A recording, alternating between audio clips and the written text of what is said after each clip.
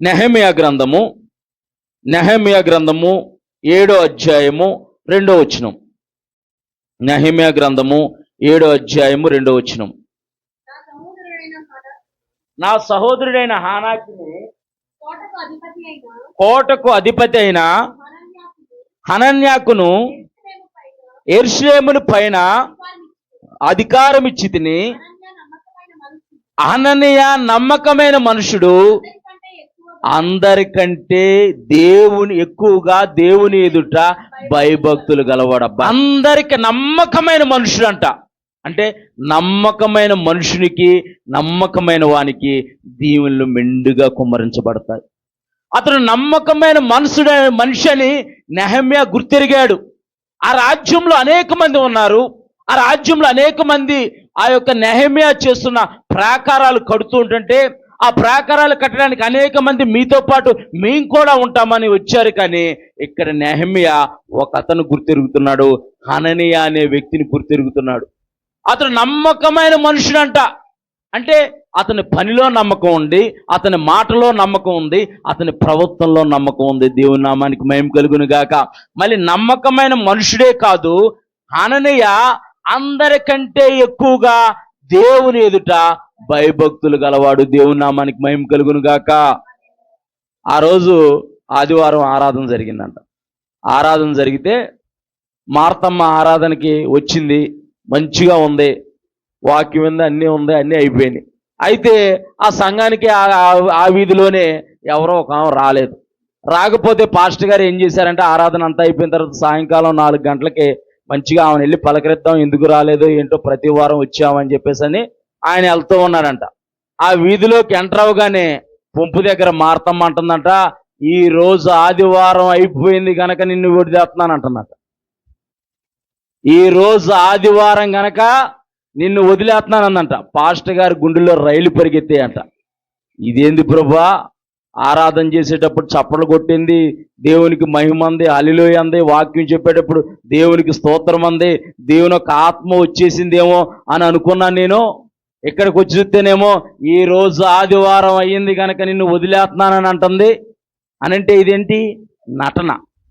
దేవుడు వేషనైనా క్షమిస్తాడు కానీ వేషధారిని క్షమించడు. లోకము మనల్ని ద్వేషిస్తుందంటే, లోకము మనల్ని అపహేళన చేస్తుందంటే, వీరు ఆదివారం మాత్రమే దేవుని బిడ్డలు అంటున్నారు. మరి చాలా రోజులు ఉన్నాయి, 6 రోజులు ఉన్నాయి. ఇంకా ఆ రోజులన్నిలో దేవుని బిడ్డలు అని అంటలేదు. ఎందుకని మనల్ని లోకం అని అంటే, మన ప్రవర్తన, మన నడవడికిత. ఇది ఒకరిది కాదు. నేనేదో గొప్పోడిని, పాస్టర్ గారు ఏదో గొప్పోళ్ళు, అక్కడ కూర్చున్న సేవకులు గొప్పోళ్ళని కాదు. ఇది మన అందరికీ వర్తించేది వాక్యము.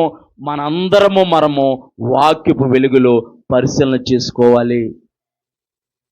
సంవత్సరానికి ఒక్కొక్క తప్పును వదిలేస్తేనంట, ఒక్కొక్క తప్పును సంవత్సరానికి వదిలేస్తే, అంటే ఒక్కొక్క చెడు అలవాటును సంవత్సరానికి వదిలేస్తానంట, కొన్ని సంవత్సరాలకు మన జీవితంలో చెడు అనేది ఏది ఉండదంట. మంచి తప్ప. దేవుని నామానికి మహిమ కలుగును గాక. మన ప్రవర్తన మార్పు చెందాలంటే ఒక్కసారి మార్పు చెందవు. ఎవరిది కూడా ఒక్కసారి మార్పు చెందదు. హననియ నమ్మకమైన మనుషుడు. ఆయన అందరికంటే దేవుని ఎదుట భయభక్తులు కలిగిన వాడు. అబ్బా, ఫలానమ్మ భక్తి చేస్తుంది, ఎంత గొప్పగా భక్తి చేసిద్దో అని అనుకోవాలి. ఫలానా సంఘస్థులు ఎంత గొప్పగా భక్తి చేస్తారో, దేవుని ఎదుట ఎంత గొప్పగా భయభక్తులు కలిగి ఉంటారో, వారు సంఘంలోనే అలా ఉంటారు, బయట కూడా అలానే ఉంటారు, లోకంలో కూడా అలానే ఉంటారని చెప్పేసి మెచ్చుకునే విధంగా మన భక్తి ఉండాలి. దేవుని నామానికి మహిమ కలుగును గాక.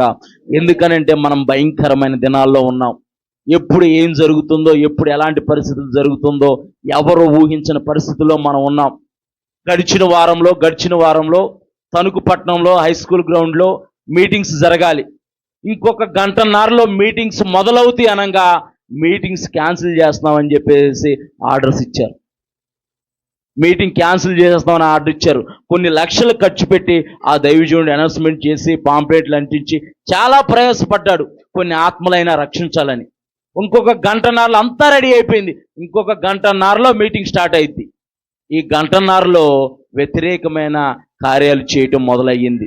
దేవునికి వ్యతిరేకమైన పరిస్థితులు అక్కడ మేము చూసాము. అంటే ప్రశాంతంగా ఉన్న మన తణుకు పట్టణంలోనే అలాంటి పరిస్థితి ఉంటే మరి లోకంలో ఎలాంటి పరిస్థితులు ఉన్నాయి? గత సంవత్సరంలో మణిపూర్లో మనం చూసాం ఎలాంటి పరిస్థితుల్లో.